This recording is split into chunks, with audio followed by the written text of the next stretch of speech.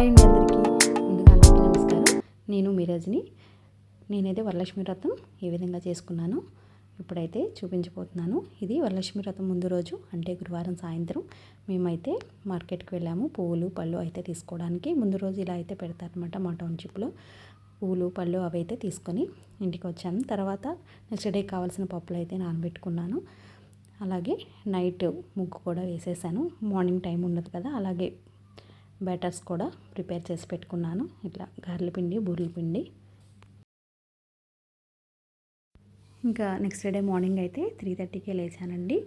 మార్నింగే తలస్నానం అయితే చేసి ముందుగా నైవేద్యాలు అయితే చేయడం స్టార్ట్ చేశాను. ఒక్కొక్కటిగా చేసుకుంటూ ఫస్ట్ అయితే గారెలు వేసాను. అలాగే బూరెలు పూర్ణం అయితే తయారు చేసి పెట్టుకున్నాను. గారెలు బూరెలు అయితే రెడీ అవుతున్నాయి. అలాగే అమ్మవారికి ఎంతో ప్రీతికరమైన పరమాన్నం అయితే రెడీ అవుతుంది. ఈ లోపల నేనైతే డైలీ మనం పూజా మందిరంలో పూజ చేసుకుంటాం కదా, అక్కడ కూడా పువ్వులు అవి పెట్టి రెడీ చేసుకుంటున్నాను. ఒక పక్క నైవేద్యాలు చేస్తూ అలాగే డెకరేషన్ కూడా అమ్మవారికి చీర అవి కట్టాలి కదా, అవి అయితే రెడీ చేసుకుంటూ ఉంటున్నాను. ఇక్కడ చూపిస్తున్నాను కదా, పిన్స్ స్టెప్స్ అవి అయితే ముందు రోజే నైట్ శారీకి పెట్టుకుని మార్నింగ్ అయితే అలంకరిస్తున్నాను. ఇక్కడ చూపించినట్టుగా వెనకాల బ్యాక్గ్రౌండ్ డెకరేషన్ అయితే ముందు రోజు నైటే చేసుకున్నానండి. ఎందుకంటే మార్నింగ్ అంత టైం ఉండదు కదా, నైవేద్యాలు అవి ప్రిపేర్ చేయడానికి చాలా టైం పడుతుంది. అందుకే డెకరేషన్ అయితే ముందు రోజు నైటే చేసేసాను. మార్నింగ్ అయితే ఇలా అమ్మవారిని అయితే ఇలా ప్రిపేర్ చేసుకున్నాను. ఒక్కొక్కటిగా ఒక పక్క నైవేద్యాలు చేస్తూ అమ్మవారిని అయితే ప్రిపేర్ చేసుకున్నాను. ఇంకా పులిహోర అయితే రెడీ అయింది. అలాగే పరమాన్నం రెడీ అయిపోయింది. ఇంకా ఇలా 9 రకాల ప్రసాదాలు అయితే నేను రెడీ చేసుకున్నాను. ఇంకా నెక్స్ట్ అయితే నేను రెడీ అయితే శారీ కట్టుకుని రెడీ అయితే వచ్చి ముందుగా దేవుని మందిరంలో పూజ చేశానండి. నెక్స్ట్ అమ్మవారి దగ్గరికి అయితే వచ్చేసాను. ఫస్ట్గా దీపారాజన అయితే చేశాను. తర్వాత దీపపు కుందుల దగ్గర అక్షంతలు వేసి కుంకుమ బట్టలు పెట్టి నమస్కారం అయితే చేసుకున్నాను ఫస్ట్గా. తర్వాత నెక్స్ట్ ఆచమనం అయితే చేసుకున్నాను 3 సార్లు. ఆచమనం అయిన తర్వాత షోడశోపచార పూజ అయితే చేయాలి కదా. ముందుగా విఘ్నేశ్వరుడికి అయితే షోడశోపచారం ముందుగా కలశారాధన అయితే చేయాలి కాబట్టి పసుపు కుంకుమ అక్షతలు వేసి అయితే కలశారాధన చేసి ఆవాహన చేసుకుని షోడశోపచార పూజ అయితే విఘ్నేశ్వరుడికి స్టార్ట్ చేశానండి. ఇలా ముందుగా విఘ్నేశ్వరుడి పూజ అయితే ముగించాను. నెక్స్ట్ అలాగే లక్ష్మీ అమ్మవారికి కూడా షోడశోపచార పూజ అయితే చేయడం స్టార్ట్ చేశానండి.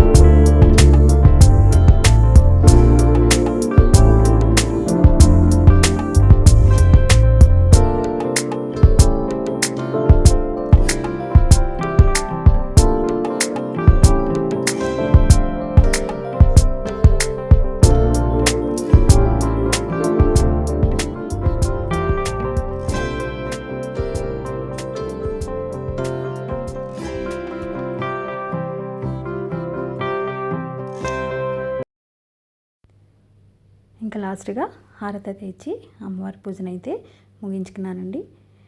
మార్నింగ్ 3:30కి లేచిన పూజ అయ్యేటప్పటికైతే 11 అయిపోయింది.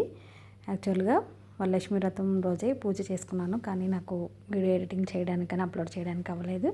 లేట్గా పోస్ట్ చేస్తున్నాను. ఇంకా ఇలా అయితే నా పూజ అయితే ముగిసిందండి.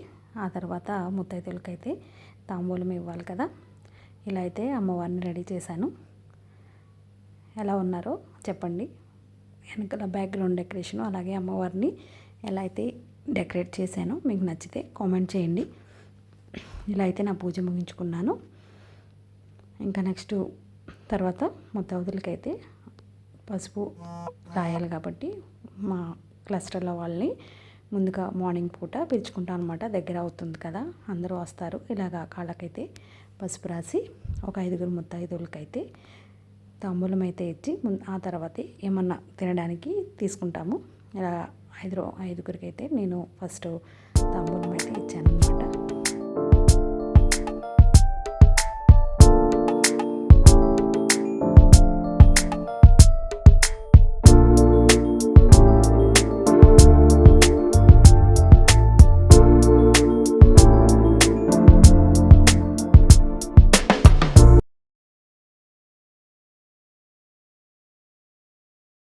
లాస్ట్గా గ్రూప్ ఫోటో అయితే తీసుకున్నాము. ఇది మా ఇంటి వరలక్ష్మి వ్రతం. నచ్చితే లైక్ చేయండి, సబ్స్క్రైబ్ చేయండి. Thank you.